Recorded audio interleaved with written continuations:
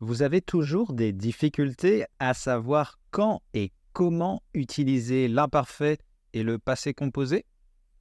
Aujourd'hui, je ne vous propose pas seulement de revoir certains principes de base, mais de comprendre les confusions entre ces deux temps quand vous êtes à un niveau intermédiaire. Donc, on va parler structure, l'usage de ces temps, prononciation et de subtilité. Alors, prenez note. Bonjour, je suis Jonathan, professeur de français natif et coach pour tous ceux qui souhaitent gagner en confiance en français. Dans mon podcast, toutes les semaines, vous allez améliorer votre compréhension du français, mais aussi à débloquer votre apprentissage et enfin à mieux comprendre les codes culturels français. Sachez que vous pouvez accéder à la transcription gratuite et aux flashcards sur mon site web www.tavieenfrançais.com. Et si vous avez un moment, vous avez aussi la possibilité d'évaluer ce podcast avec une étoile et un commentaire. Alors oui, je sais, vous avez l'impression que la langue française veut toujours tout compliquer. Mais je vous rassure, il existe des astuces à savoir pour ne plus se tromper. Beaucoup de mes élèves commettent toujours des erreurs dans la conjugaison du passé composé et de l'imparfait, même à un niveau intermédiaire. C'est vrai, je reconnais qu'il y a beaucoup d'informations. Mais l'idée, c'est trouver des astuces d'apprentissage qui vous permettent de gagner du temps. Alors, si vous voulez des techniques pour savoir comment bien conjuguer ces temps, écrivez-moi, je vous passerai un PDF gratuit avec plein d'astuces pour savoir quel auxiliaire utiliser au passé composé, avoir, être, pourquoi on doit utiliser parfois avoir et d'autres fois être, comment gagner du temps dans l'apprentissage du participe passé, et enfin, quelle astuce vous devez utiliser pour ne jamais vous tromper dans la conjugaison de l'imparfait. Pour cet épisode, il est mieux de lire en même temps que vous écoutez. Donc, je vous invite vivement à regarder la transcription. Elle est accessible sur mon site web pour profiter pleinement de l'épisode. Je vous indiquerai les moments clés quand il faudra l'utiliser. Alors, si vous le voulez bien, reprenons quelques bases et commençons par la structure. En français, le passé composé est un temps composé, formé de deux éléments. Un auxiliaire, généralement avoir ou être, conjugué au présent, suivi du participe passé du verbe. Par exemple, pour j'ai mangé, avoir est l'auxiliaire et manger le participe passé. Ce temps donne un aspect terminé et précis à l'action. L'imparfait, quant à lui, est un temps simple. Il se construit en ajoutant des terminaisons spécifiques. AIS, AIS, AIT, IONS, IEZ, AIENT. Les terminaisons pour chaque personne. Par exemple, je mangeais. Ce temps, l'imparfait, est plus descriptif et progressif. Il fait souvent office d'arrière-plan, de contexte. Et l'un des points de confusion réside dans l'usage même de ces temps. En général, le passé composé exprime une action ponctuelle, terminée, qui a un lien avec le présent, comme pour dire « ça s'est produit à un moment précis ». Par exemple, hier, j'ai mangé une pizza. C'est une action délimitée dans le temps. En revanche, l'imparfait sert à décrire une action durable ou habituelle dans le passé, comme une habitude ou un état. Par exemple, quand j'étais petit, je mangeais souvent de la pizza. Ici, le mot « souvent » nous indique une habitude régulière, donc on utilise l'imparfait. Ça, c'est ce que vous apprenez au niveau A1, A2. Mais les deux usages peuvent coexister, surtout dans la narration, où l'imparfait pose souvent le décor pour parler de choses en général, et le passé composé marque les actions qui se produisent ponctuellement dans ce cadre, Par exemple, il faisait beau, imparfait, et tout à coup, j'ai vu un oiseau, passé composé. L'imparfait, ici, plante le décor. Il faisait beau, c'est-à-dire on est sur quelque chose de général, alors que le passé composé introduit un événement soudain dans cette scène. J'ai vu un oiseau. C'est le tout à coup qui nous indique que c'est soudain. Mais les vraies confusions arrivent quand il y a des phrases du type « J'ai travaillé 10 ans en Espagne ». J'ai travaillé 10 ans en Espagne. Ici, j'utilise le passé composé. Dans cette phrase, on pourrait penser qu'on doit privilégier l'imparfait. Vous pourriez me dire que 10 ans, ce n'est pas une action ponctuelle, Jonathan. Eh bien, en fait, si, c'est ponctuel, si on pense que 10 ans, c'est un point de référence dans toute une vie. En fait, c'est surtout que l'action est limitée dans le temps, même si on se réfère à une longue période. Vous voyez donc, même si on parle d'années, il est possible d'utiliser le passé composé, tout simplement parce que l'action est limitée dans le temps. Vous voyez la nuance ? Bon, il y a autre chose à savoir aussi. Certaines catégories de verbes s'utilisent presque toujours à l'imparfait ou au passé composé, car leur signification est liée à une action ou à un état. Donc par exemple, pour l'imparfait, on trouve souvent avec des verbes exprimant des états, des émotions ou des habitudes. Par exemple, le verbe être. J'étais heureux à cette époque. Le verbe avoir en tant qu'état ou possession. J'avais faim. Vouloir. Il voulait devenir médecin. Savoir. Je savais le dire avant. Vous voyez, ici, imparfait. En fait, ces verbes évoquent des situations continues et le passé composé, qui marque une action ponctuelle, ne s'appliquerait pas ici, dans ces cas. Et certains de ces verbes, en revanche, peuvent changer de sens selon le temps employé. Donc là, regardez bien la transcription pour vous en souvenir. Prenons par exemple le verbe « vouloir ». Quelle est la différence entre « je voulais t'appeler » à l'imparfait et « j'ai voulu t'appeler » au passé composé. Je voulais t'appeler à l'imparfait exprime une action ou un état en cours dans le passé, souvent sans notion de début ou de fin clairement définie. Dans ce cas, je voulais t'appeler met l'accent sur l'intention ou le désir d'appeler, mais sans préciser si l'action a été menée à bien ou non. On sous-entend une continuité ou une habitude. Par exemple, je voulais t'appeler, mais j'ai oublié.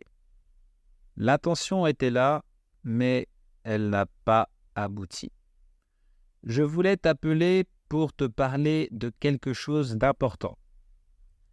Ici, si je vous demande de dessiner sur une feuille ce moment, vous le faites ? Le moment de vouloir, vous le faites ? Vous pouvez vous imaginer la scène exacte, le moment précis ? Non, on ne peut pas. Alors, imparfait. Alors que « j'ai voulu t'appeler » au passé composé exprime une action achevée dans le passé, avec un résultat ou une conséquence généralement claire. J'ai voulu t'appeler. Met l'accent sur le fait que l'intention de passer l'appel a eu lieu à un moment précis dans le passé. Il peut également impliquer que cette intention a eu une suite, souvent un échec ou une réussite. Par exemple, j'ai voulu t'appeler, mais ton téléphone était éteint. Ici, l'intention était ponctuelle, mais l'appel n'a pas eu lieu. Donc, contrairement à l'exemple précédent, on pourrait dessiner ou imaginer la scène d'un téléphone éteint. On pourrait identifier le moment exact si on avait l'heure sur nous. Donc, passé composé. Autre exemple avec avoir. Quelle est la différence entre « j'ai eu un chat » et « j'avais un chat » ? Eh bien, les phrases « j'avais un chat » et « j'ai eu un chat » indiquent toutes deux la possession passée d'un chat, mais elles diffèrent dans la manière de situer cette possession dans le temps et le contexte. « J'avais un chat » utilise l'imparfait pour exprimer une situation ou un état qui a duré dans le passé, de manière continue ou habituelle. En général, si vous dites juste « j'avais un chat », il va vous manquer un marqueur de temps. Par exemple, vous direz plutôt « quand j'étais petit, j'avais un chat ». Ici, « j'avais un chat » montre que la possession du chat durait pendant l'enfance, sans préciser de début ni de fin, et en mettant en avant la continuité, donc imparfait. Aussi, il peut souligner la durée ou la répétition avec l'imparfait. Le fait d'avoir un chat était un état qui a duré un certain temps. Par exemple, à l'époque où je vivais à la campagne, j'avais un chat. Ici, l'imparfait « j'avais » souligne le fait d'avoir un chat faisant partie de la vie quotidienne pendant cette période. Et la période est le marqueur de temps qui vous dit que l'imparfait doit être utilisé. Maintenant, pour « j'ai eu un chat » au passé composé, regardez, voici deux exemples.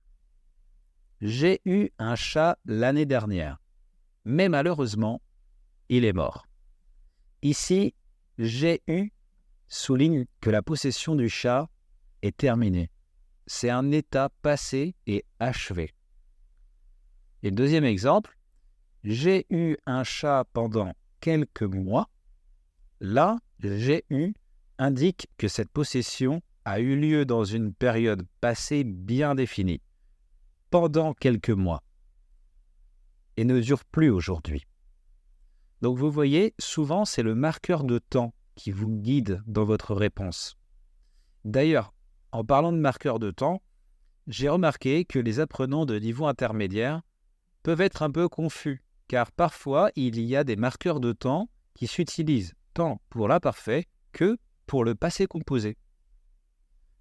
La distinction dépend alors de l'interprétation de l'action, comme étant habituelle, continue ou ponctuelle ou achevée.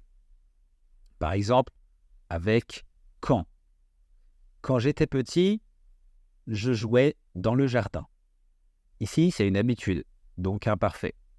Alors que quand il est arrivé, nous avons mangé.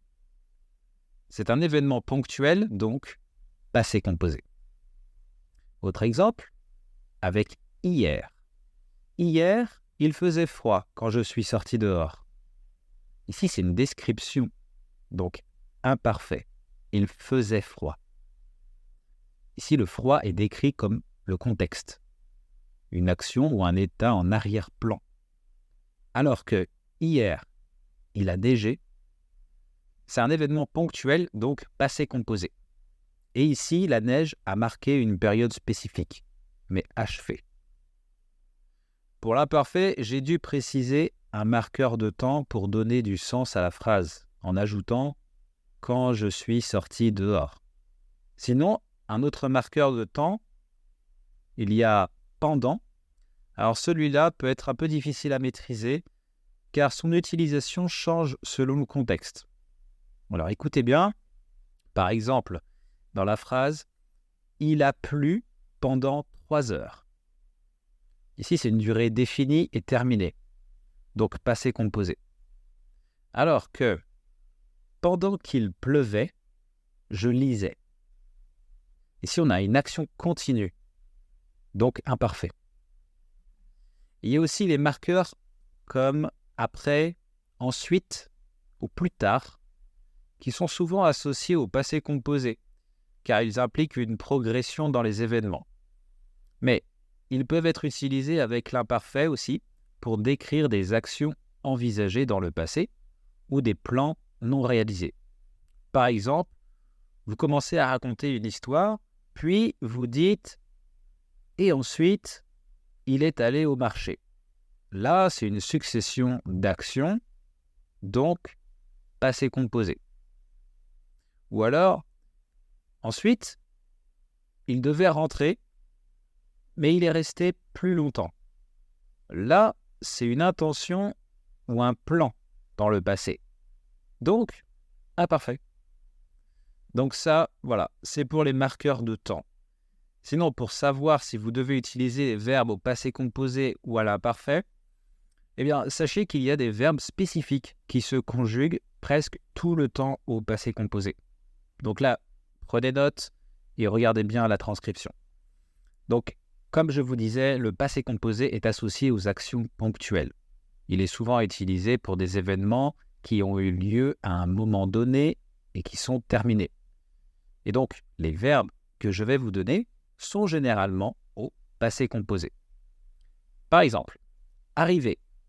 Elle est arrivée hier soir. Décider. Ils ont décidé de vendre la maison. Naître et mourir. Mon grand-père est né en 1920 et il est mort en 2010. Réussir. J'ai réussi mon examen. Vous voyez, ces verbes sont rarement utilisés à l'imparfait, car ils évoqueraient alors des actions répétées, ce qui ne correspond pas à leur sens initial. On ne peut pas naître plusieurs fois dans une vie. Enfin, je ne crois pas. Bon, et il y a aussi la prononciation qui ajoute une difficulté supplémentaire. Et là, pareil, soyez attentifs et regardez la transcription une nouvelle fois. Ça vous aidera. Alors, par exemple, c'est souvent un petit défi pour les apprenants de bien faire la différence entre « j'ai mangé » et « je mangeais ». J'ai mangé, je mangeais. Dans le cas du passé composé, on dit donc « j'ai mangé ». Si vous écoutez bien attentivement, vous notez que l'auxiliaire avoir se prononce « est ». C'est un « e » ouvert. Et que la terminaison du participe passé se dit « et », manger. Donc on commence avec un son ouvert et on termine avec un son fermé au passé composé. J'ai mangé, est et. Pour l'imparfait, le son ouvert est à la fin. Il s'agit de la terminaison de l'imparfait. Je mangeais, est. Alors que le premier est peut-être plus délicat. Je veux parler du premier E, de je. Vous voyez ce E qui n'est pas ouvert, qui n'est pas non plus fermé que le et de manger au participe passé. Ce E de je est relâché. Je. Mais ici, ne vous inquiétez pas, parce que quand on parle, on va couper le E de je. Donc on ne va pas dire « je mangeais », mais on va dire « je mangeais ». Je mangeais. La difficulté des apprenants ici se trouve au niveau du premier son. Parfois, on ne sait pas si l'apprenant dit « je » ou « j'ai ». Alors moi, ce que je vous conseille, c'est d'insister sur la terminaison de l'imparfait, c'est-à-dire de bien ouvrir votre bouche, d'exagérer un peu pour dire le son « est », le « e » ouvert, « est ». En général, c'est plus simple de se focaliser sur ce son, la terminaison de l'imparfait, donc qui est un « e » ouvert, plus facile que le « e » fermé ou relâché. Alors, je vous redis, l'imparfait et le passé composé dans l'ordre pour que vous assimiliez mieux. J'ai mangé, je mangeais. J'ai mangé, je mangeais. À vous, essayez. Ça va? Vous y arrivez? Bon, vous pouvez me réécouter, alors profitez-en pour comparer votre son au mien. C'est une bonne pratique. Voilà, on arrive à la fin de cet épisode. C'est rare que je fasse des épisodes comme celui-là, un peu sous forme de classe au final. J'espère que ça vous a plu. En tout cas, surtout, j'espère qu'il a été utile pour vous. Et si c'est le cas, vous serez adorable si vous pouvez le partager à ceux qui en auraient besoin. Et surtout pour cet épisode, encore une fois, j'insiste, n'hésitez pas à le réécouter en utilisant la transcription gratuite. Ça va vraiment vous aider. Si vous souffrez encore sur la conjugaison au passé en français, patience, ça viendra. Il faut vraiment beaucoup pratiquer. Pour ça, je vous conseille toutes les semaines d'écrire sur un cahier une anecdote de votre vie ou une expérience intéressante que vous souhaitez partager.